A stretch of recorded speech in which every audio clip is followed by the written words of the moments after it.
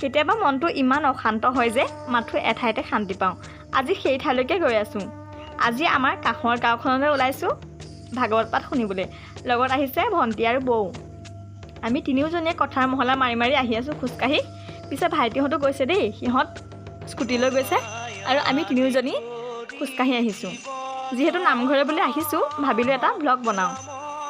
আৰু আমাৰ ঘৰৰ পৰা বেছি দূৰ নহয়, সেইকাৰণে আমি তিনিওজনী খোজকাঢ়ি আহিছোঁ। এতিয়া আপোনালোকক নামঘৰ গৈ পোৱাৰ পিছত বাকীখিনি দেখুৱাই আছোঁ। আৰু কথাৰ মহলা মাৰি মাৰি আমি তিনিওজনী আহি পাই গ'লোহি নামঘৰলৈ। চাকিটো জ্বলালোঁ আৰু এতিয়া অকণমান সময় ভাগৱত পাঠ শুনিছোঁ। এয়া ভাইটি, ভণ্টি আৰু বৌ আছে ওচৰতে। ৰ'ব আপোনালোকক বৌকো দেখুৱাই আছোঁ। আৰু ইয়ালৈ আহি মনটো ইমান বেছি শান্তি লাগিছে, আপোনালোককনো কি ক'ম, আপোনালোকেতো সকলোৱে জানেই নহয়নে?